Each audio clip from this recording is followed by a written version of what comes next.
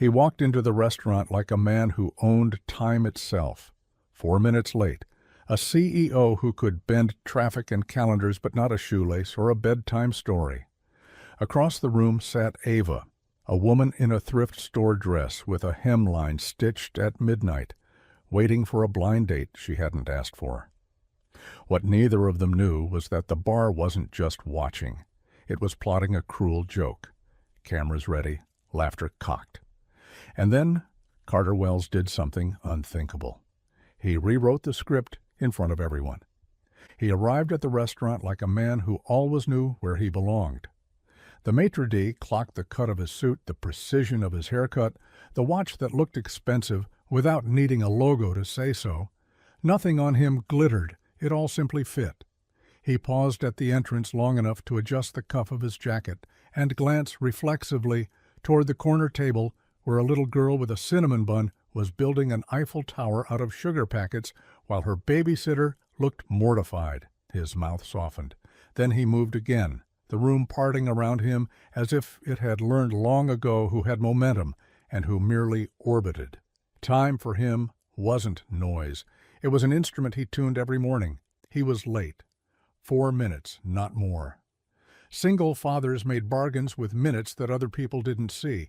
An orchestra practice had run over. A shoelace had snapped. A bedtime story had begged for an extra page. He'd said yes to the extra page because in the private economy of his home there were investments that outranked mergers, flights, or boardrooms. Carter Wells, CEO of Fairbridge Systems, a quietly dominant logistics company most people only noticed when packages arrived early and roads stayed unclogged, adjusted his breath as he followed the hostess. Inside, the dining room's chatter rose and fell in respectful waves. He never liked that part, how even noise got self-conscious around him. He saw the woman at the table before the hostess pointed her out. She was not what people expected of a blind date for a man like him. That wasn't an insult. It was a failure of imagination. She sat with her back straight, shoulders squared in a thrift store navy dress. Someone had altered with care. The hemline was a hair uneven. Whoever had hemmed it had done so at 2 a.m. with a desk lamp and a prayer. Her hair was a shade too bright to be natural, a copper that caught every warm bulb in the place, and her hands were folded like she was reminding them not to fidget. She faced the room, not the door. And if she was nervous, she carried it like a huge book heavy, pressed close, not to be dropped. As he approached, he watched 3 women at the bar turn their heads as one. The one in the middle laughed behind her hand. To the left, a man with a slick haircut raised his glass in the sort of toast that isn't a toast at all, just a signal to a group chat. And it was then, before hello, before the first syllable, that Carter understood something about the evening. It had a script. He hadn't seen it, but everyone else in that corner clearly had their lines. "Carter?" she asked, standing, and it wasn't a question so much as a way to make embarrassing him, less likely if he'd turned out to be the wrong man. Her voice had the roundness of someone used to getting children to try carrots, soft, coaxing, unafraid of quiet. "Ava," he said, and watched relief loosen her shoulders. "I'm sorry I'm late." "It's okay," she said, and he could see her measuring whether to mention the shoelaces on his mind or the orchestra practice on his tie in the shape of an almost invisible smear of glitter. She didn't. He liked her immediately for letting his private life stay private without pretending she hadn't looked right at it. They sat. The hostess, picking up the signal like a violinist, reading the conductor's breath, drifted away. A waiter presented menus with a bow that lasted half a blink longer for Carter than for Ava. That was the thing about power. It trained other people to be acrobats around it. Ava smiled at the waiter as if he were the important person in the room. He stared for a heartbeat like men do when somebody calls them back to themselves, then smiled back, almost shy. "Thank you for meeting me," she said. "Thank you for saying yes to whatever this is. Sophia told me this was her best idea." He kept the comment neutral. His sister's best ideas were often like fireworks, bright, loud, possibly illegal. She laughed, a careful sound that wanted to be larger. My coworker said the same, her best idea yet. She used the phrase gently, like she was placing it on a shelf. The bar tittered again. The man with the slick haircut nearly choked on his laugh and pretended he'd coughed. Carter slid his gaze that way and saw it clearly now. Their eyes bouncing between him, the woman across from him, and the phone face up on the bar. Bracelets of cruelty. The line of Ava's mouth tightened a fraction. She had also seen. He didn't like being handled. He liked it less when other people were being handled with him. He turned back to Ava and decided the most efficient way to break a script is to write a new one, so suddenly no one has time to memorize the lines. What do you do, Ava? He asked, pushing his menu aside. He didn't need it. He could order with a glance. He paid for the right to improvise. I coordinate the district's lunch program, she said, then lifted her chin the way people do when they state the thing they are proud of, as if it could be used against them. I'm the one who makes sure the menu meets state standards and actually feeds children, instead of making them wish they had vending machine coins. She offered it like an invitation to scorn her, to turn it into something small. We do okay. Sometimes better. We taught 100 first graders to try roasted broccoli this year. That felt like winning a war. Roasted broccoli is the only broccoli worth knowing. He said it with such gravity her mouth unknotted into a real smile. The shadow of a dimple appeared. I also run the summer program when things are tight. She wasn't naive. She was careful. We put together kits when school's out. It helps. Carter didn't miss the way her eyes flicked away. It was the reflex of someone who knew that the story people told about her was a punchline, but the story she lived every day wasn't. He leaned back, the leather of the booth catching his shoulders like a hand on a shoulder blade, friendly and restraining. So your work is logistics, throughput, meeting constraints with creativity. She blinked, I suppose. The words had never been used on her work before, at least not with respect. What do you do, Carter? Supply chains and routing systems. Ah, relief, a genuine overlap. We're both in the business of making sure things and people get what they need. He might have said something about algorithms or, worse, about synergy. Instead, he said, tell me about the broccoli victory. I want the blow-by-blow.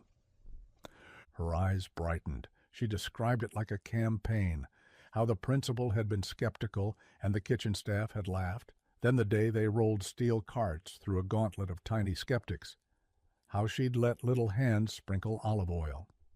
We called it a science experiment, she said. Kids will do many things for science they won't do for adults. She grinned now, full, and he watched her forget to perform and simply be the person she was when adults weren't cruel and rooms weren't measuring her. He loved that watchfulness in himself, how he could see when the actual laughter arrived.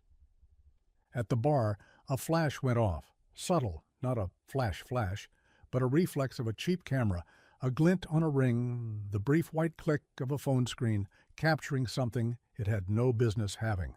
Ava caught it too. Her smile thinned. It's fine, she said to him softly, so softly he almost didn't hear it. We can pretend we didn't see. Who set this up? Carter asked with a gentleness that surprised him. He wasn't angry. Anger was easy. He was tuned in to what mattered, how to put his weight between her and whatever had been intended.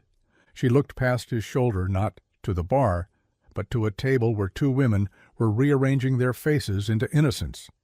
You won't know them, she said, which meant the names mattered in her world, not his. That group thinks this is a joke. He didn't bother to lower his voice much. He wanted it to carry just enough. You're not the punchline. I know. The last word almost trembled, almost. She caught it before it could turn into anything she didn't authorize. It's just, some people have ideas about me. What idea? He asked, and there was no pity in it. He refused pity like he refused plastic straws. It was weak, it bent, it turned into garbage. I'm loud about certain things. I don't wear the right shoes. I'm not refined. She glanced at his collar, as if to apologize. "I grew up here. Most of me is borrowed or thrifted. I don't know how to talk to people who say words like throughput outside of an email. I'm fine with that. It's just that sometimes—" She stopped, because explaining dignity to someone who had never had it threatened was exhausting, and because she didn't know yet if he was that person. He felt it like he felt in a design review when an engineer buried the solution in a footnote because she'd been taught to be small. He didn't mistake Ava's carefulness for smallness. "I like the shoes you wore," he said. She looked at her scuffed flats, then at him, a question mark replacing her suspicion. "They're honest." The waiter arrived, nervous again, and Carter ordered without looking. He left space for Ava to take the lead with the wine, knowing that codes were one of the cheapest weapons people used against each other. She asked for water and a ginger ale because she had a long morning tomorrow. "Saturdays are heavy," she said. "We pack weekend bags." "They made you the after-dinner entertainment," Carter said after the waiter left, nodding toward the bar. "They planned for me to be who I work with when I'm at my very worst. Men who only recognize a woman if she's holding a badge or a lawsuit." She exhaled. "You don't have to rescue me." "I have no interest in rescuing you." He smiled without teeth. "But I do enjoy rerouting bad traffic." He didn't have a plan until the maitre d' brought the first course. Plans weren't always something you wrote. Sometimes you recognized them on the table beside you and picked them up like a pen. The joke at the bar was building to its punchline. Carter could hear it in the whispering, the readying of phones, the way the man with the slick hair kept snapping his eyes between the corner of the room and the front door, like he was waiting for a clown to stumble in and sell balloons. "Will you play along with me for 6 minutes?" Carter asked. "I'm not good at pretending," she said. "I'm inviting you not to pretend," he said, and the expression on his face made her sit up straighter without knowing why. He took a breath and let the room settle. He tipped his fork like a conductor's baton, and when conversation in their corner lulled, he stood. The bar fell quiet the way it does when people smell a spectacle. The women at the far table went very still. Carter took Ava's hand, the one with the tiniest ink stain near the thumb, a marker no soap had fully taken since third-period art. He didn't kiss it, he simply held it. In a voice as calm as a weather report, he said to her and to the room, "Ava, this is the strangest first date I have ever been on." Her mouth twitched. "You make a lot of assumptions, Mr. Wells." "True," he said. "One of them is that the only way to handle cruelty is to confront it. But you know what occurs to me?" He turned his head slightly toward the bar where the shoulders rearranged themselves. "Some things do not deserve confrontation. They deserve to be rendered irrelevant." Someone laughed uncertainly. A phone was raised. And then Carter, with his voice still even and his mouth still soft, did the most extreme thing in the room. He lowered himself onto one knee. The gasp that came out of the bar was ragged, a sheet tearing. Even the kitchen went still. A spoon clinked on a plate and didn't move. Carter was not a showman by nature. He did not perform. It was why the few times he did, everything stopped. He held Ava's hand with great care, like he was holding a paper crane a child had folded for weeks, and said, "Ava, would you be open to making a joke so old and tired it might become something else?" She stared down at him as if he had asked her to ride a wingless plane. Her throat worked. She knew what he was doing. She hated that it could be necessary. She loved him a little for not making her play small. "Say the words you mean," she whispered. He nodded so slight she was sure only she saw.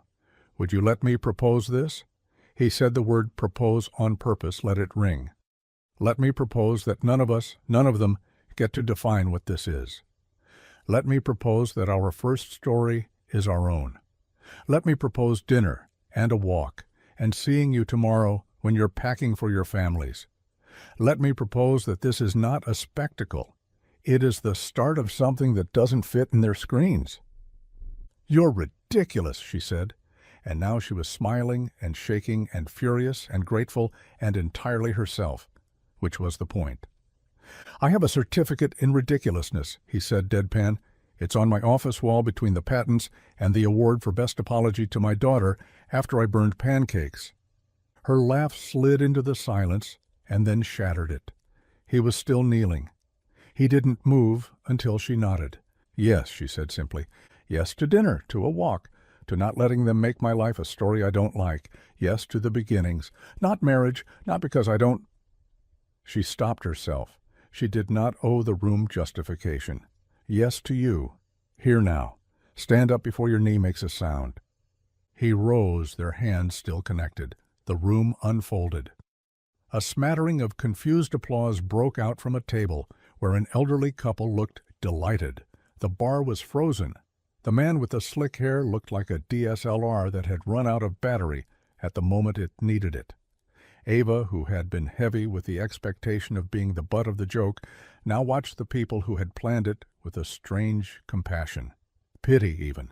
That startled her more than anything. The rest of dinner was somehow ordinary. They talked about bad coffee, about the best bus route across town. He told her about his daughter June, with a softness that revealed where all his time went when he wasn't counted. "She is 9, he said. "She can fix a backpack zipper with a hair clip and a thread." Ava listened with real interest. "I want to meet her," she said impulsively, then blushed. "When it makes sense," she added quickly. "I know that takes time." "It does," he said, "and also sometimes time is a decision more than a distance." At the end of the meal, he didn't offer to pay because he always paid. He simply reached for the check and held out a pen. "We can split it if it's important," he said. "It is," she said, and her relief at him offering proved it. She put down a $20 bill that represented something more than money, and he didn't argue or multiply it. Power loved to show off by refusing another person's autonomy. He didn't make that mistake. They walked outside into a cool evening that smelled like rain that had been canceled at the last minute. At the valet stand, a man wearing the restaurant's logo on his jacket cleared his throat. "Excuse me, Mr. Wells," he said quietly. "Those folks asked me to bring their car first." He nodded toward the bar's escapees. "They said it was urgent." His voice was apologetic, like he thought he had failed. Carter smiled at him. "They're in a hurry to get somewhere I am not going," he said. "Take your time with mine. We'll walk." Ava looked at him sideways. "You don't care that the Internet thinks you just proposed on a first date?" "What is the Internet," he said, "but a place where people keep their shortest thoughts?" He shrugged. "It will find something else to be sure about by breakfast. Maybe pancakes." She laughed, the easy kind now. They walked without hurrying. They let the street teach them each other's pace. He walked her to a bus stop she knew intimately. The bench she had held many bags on. She didn't hide it. "Tomorrow morning, 7, she said. "If you want to see what my work looks like when no one is taking pictures." "I'll be there," he said. "June 2, if you don't mind." His eyes were careful. "She likes to help." "I never mind children," Ava said softly. "They make a room honest." The bus came. He held the edge to steady it for her in the old-fashioned way that is not chivalry, but thoughtfulness. She stepped up, turned, and said, "Thank you for, you know." "For kneeling?" He raised an eyebrow. "For writing a different story."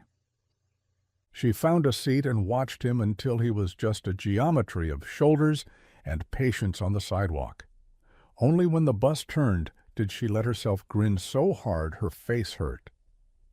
The next morning, the summer program's loading dock smelled like cardboard and oranges. Volunteers in mismatched T-shirts had already formed an assembly line. Ava moved through it with the practiced grace of a conductor keeping brass strings and percussion honest. The smallest kids tore tape like it was a sport. A teenager, surly in the way good boys are before noon, stacked boxes like Lego towers that mattered. Carter arrived wearing jeans and a gray T-shirt he'd tried not to overthink. With him was June, a small fury in red sneakers, hair in 2 lopsided buns, eyes like pre-dawn. She took in the whole room in one breath, cut to the snack table like a heat-seeking missile, inspected the oranges, and returned with one in each hand. You must be June, Ava said, because the children deserve the dignity of their names first. Are you the broccoli lady? June asked, deadly serious. I am, Ava said, sworn enemy of mush and defender of crunch. June considered this. Good, she said. I do not trust mush. You are your father's daughter, Carter murmured. And then Ava saw it, how he was at his most unguarded with this person. All his control became something softer, like rope slackened for a child to swing on without falling. Ava didn't put them to the side or treat them specially. She handed June a box to label and Carter a list to fill. They fell into the rhythm. It was not that Carter had never packed boxes. He just hadn't done it among this choir of effort, under this roof of fluorescent light and stubborn hope. He watched Ava stop 3 small disasters before they began, watched her coax a young mother into taking an extra bag without making it sound like charity, watched her put her hand on the back of a teenage boy who was pretending not to cry, and watch him not pull away. Who set you up? He asked quietly when they found a moment near the tape gun. Colleagues, she said simply. It's complicated. Or not. She shrugged. I said something. I say things sometimes. The new supervisor cut a supplier that was the only one whose driver would climb the 3 flights of stairs in the old brick building where the elevator is a suggestion. He cut them because a different company offered 10 cents cheaper per can. 10 cents is 10 cents, until you add in a mother with a stroller and no free hands. I wrote an email. I CC'd the person who needed to be CC'd. People do not like being CC'd on their shortcuts. They punished you, he said. No drama in it. They thought it would be funny, she corrected. The thing that keeps occurring to me is that they wanted to see what would happen if you were what they thought you are. Sometimes people like to confirm their worst assumptions about power. He didn't look injured on his own behalf. He looked tired for the world. He didn't offer to call anyone. He didn't say the 30 things he could do to their budgets without breathing hard. What he said was, "Would you be comfortable if I donated, quietly?" "Quietly," she said, and then after a beat, "Yes." She watched him like she was making sure he understood that money, when flung around, has a way of knocking over the smallest things first. They finished packing. June drew a broccoli superhero on the whiteboard, cape and all. A teenage volunteer rolled his eyes but kept looking at it with a grin that gave him away. Ava's hand brushed Carter's. A short circuit of warmth went through him that had nothing to do with electricity and everything to do with being around someone whose goodness altered the temperature of the room. It didn't take long for the restaurant moment to leak out into the city like dye into water. There were grainy videos, some gleeful, some cruel, some just astonishingly sure of their interpretations. Headlines appreciated the symmetry of millionaire proposes on blind date. Carter received exactly 3 messages from the board, 2 cautionary, 1 giddy, and 12 from his sister, all of which were some variation of, "I knew it," and also, "Why didn't you tell me?" and make sure she likes dogs. He muted the thread and increased the grocery order to include twice as much pancake mix. Ava's messages were fewer. A screenshot of a coworker's post that made her jaw clench, a text from her landlord about the trash lids, a note from an unknown number. "You don't deserve this, I'm sorry." She ignored that one because she didn't know if it was kind or condescending, and she didn't have energy for either. Carter didn't post anything, which is a way of posting. He showed up at the loading dock the next Saturday, and the one after that. He learned which boxes needed extra tape and which families needed extra milk. He learned that the surly teenager's name was Theo, and that he was saving for a plane ticket to visit a grandmother he hadn't seen in 5 years. He learned that Ava's laugh, when no one was trying to take it, was a sound that made a place you wanted to stand in for a long time. He also learned something about himself he wouldn't have guessed. How easy it is to be braver in public than in your kitchen. In public, he could kneel. At home, he had to learn to ask for another chair at a table that had only seats for 2. He told June about Ava slowly, then all at once. "She's my friend," he said, and June, with the moral clarity of 9, said, "Is she your friend who you want to be the person who is there when I am sick?" He said yes, and didn't breathe for a second. "Okay," she said, "I like her shoes." They moved through the next weeks the way people build something that lasts, not by sprinting, but by not leaving. Ava experienced the strange time dilation of falling for a person while still making sandwiches for a cafeteria line and arguing with a supplier about peaches. There were dates, real ones. There were introductions to people who actually loved them instead of the rubberneckers from that first night. There was an afternoon at the park when June held Ava's hand without asking first, and Ava made a sound in her throat that was not sadness and not joy, but the exact seam between them. There were obstacles. One woman from the bar corner approached Ava in a coffee shop and said, "Light as plastic, it must be so nice." Ava did not say, "You can keep your mouth if you can't keep your kindness." She said, "It is," neutral, and left. Later, in Carter's car, she shook. "I don't want to talk about that night anymore," she confessed. "I want it to be the weird beginning to the real story, not the whole story." "It already is," he said, and he meant it. "The story is June's broccoli superhero, and the way you tape boxes, and how you talk to my daughter, like she is a person. That night is a paragraph. No more." Late one Thursday, after June's piano lesson and before bed, Carter found Ava at the kitchen table with a spreadsheet open, her brow furrowed over cells that wouldn't add perfectly. He loved her then, not because she was solving a problem, but because she was determined to solve it painstakingly, rather than letting it be good enough. He put down mugs of tea that steamed like small trains and said, "I can help." "You're going to say throughput," she teased. "Never again," he promised. "Only broccoli." They laughed, and then he said very quietly, not for rooms or phones or scripts, "Marry me." She didn't flinch. "We knelt already," she reminded him, mischievous, soft. Then serious, "June?" "June is the reason I ask," he said. "Not the only one, not the first one, but the one that makes me sure. She doesn't need a mother. She has one in her memory. She needs you. So do I." She stared at him across the table cluttered with napkins and math, thinking about how her life had been a food line of other people's needs for so long that the idea of her own future felt like a dessert she was embarrassed to want. "Do you want a ring that fits that hemline?" she asked finally. "I want the hemline the way it is," he said, eyes bright. "It's honest." They didn't announce it with choreography.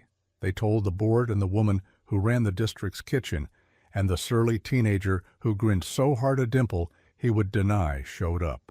They picked a day and a park and a string of lights that didn't care whether it was a wedding or a picnic. June drew another broccoli superhero, this time with a bow tie, and insisted it be included somewhere. It was. On the back of the programs. On the day the sky did its best to resemble a promise.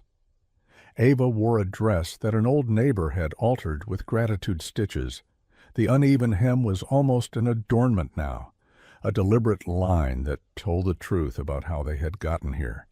Carter wore the look of a man who had persuaded a city to run on time and was still amazed that somehow the most important thing had happened outside of schedules. The women from the bar did not come. They watched from the internet, which is where short thoughts go to tell tall stories. The people who mattered came with dishes and arms, and children who took their shoes off and ran. A few colleagues who had been silent that night came too, a little ashamed, and Ava let them in because gatekeeping was not a skill she wanted to practice. The supplier with the stairs came and shook Carter's hand and laughed. "Throughput, huh?" And Carter loved him immediately. They stood under a tree that June had measured earlier to make sure the shadow would fall just right. He did not kneel. He had already done that, back when it mattered, because of the wrong reasons. He stood with his hands open, palms up, the posture of a man who knows he can only carry what he's given, not what he takes. Ava spoke first. "People looked at me and thought they knew what was funny," she said, smiling. "And you looked at me and saw what was real. You let me be loud about the things I care about without making me feel embarrassingly earnest. You took the phone out of the room without breaking it. You understand that food that gets to the third floor matters more than a discount that doesn't. Carter swallowed. You took my time, the thing I have always guarded like treasure, and you made it feel like the only currency worth spending. You love my daughter with a fierceness that makes me believe in the future. You make spreadsheets feel like truth-telling. You made me kneel because I wanted to, not because I had to. June stepped forward with a ring she had kept in her sneaker for exactly 12 minutes, which is about how long she could keep a secret. "Broccoli Powers?" she whispered to Ava, handing it over. They slid rings on. The applause came and didn't stop quickly, because none of these people were performing. They were celebrating. The old couple from the restaurant had somehow found them. Someone's aunt had recognized them from a video, and their clap had the rhythm of a life lived in time with another person. It was the best rhythm in the room. Late after the cake had been cut and the lanterns had made everyone look like they belonged on a movie poster for a film about gentleness, Carter and Ava stood a little away from the noise. The city around them kept moving. It did not stop for weddings, but it felt like it had at least slowed to pass respectfully. He thought of the 4 minutes he had been late on that first night and how they had become, over months, a lid he had lifted off a life he hadn't known how to open. "You want to know a secret?" Ava asked. "Always," he said. "I almost didn't go that night," she confessed. "I almost said I had a headache and made spaghetti at home." "You would have made excellent spaghetti. I would have missed it. I would have missed this." She leaned her head on his shoulder and laughed, surprised at her own happiness. "I'm glad you proposed." "Which time?" he teased. "All of them," she said. Then, after a beat, "Even the kneel that was a trick that wasn't?" He tucked her closer. "We will propose to each other 1,000 more times," he said. "New things, new ways, breakfast for dinner, a trip to a noisy ocean, a board meeting that starts with a field trip to a loading dock, a company that can be efficient and still be kind." "You'll make your board carry boxes?" she asked, delighted. "They hired me because I could get a truck through a snowstorm," he said. "They can learn to carry boxes. Besides, Broccoli Man says so." He nodded toward the whiteboard propped against a bale of hay, June's art now smeared and perfect. And because life is rarely neat but sometimes merciful, the man with the slick hair from the bar showed up 3 months later at a different restaurant, at a different table, with a different plan to make someone small. Carter saw him. Ava saw him. They did nothing. It didn't require their weight. Some other man, unfamous, unphotographed, unassuming, stood, placed his hand gently on the shoulder of the person being targeted, and said, "Let me propose something." The world, after all, was full of people who had been waiting to act decent if someone else went first. Ava and Carter ate their roasted broccoli and their too salty steak and went home to a kitchen where the spreadsheet on the table was messy and honest and exactly theirs. They tucked June in with a story about a superhero whose only power was the refusal to be embarrassed by what mattered. The city breathed. A river on the other side of the windows kept running right where it always had. The ring on Ava's finger caught light like proof, not of wealth, but of a decision, to write the story together, even on nights when the lighting is bad and the audience impatient and the script mean. The story, nonetheless, belonged to them, and so it became good.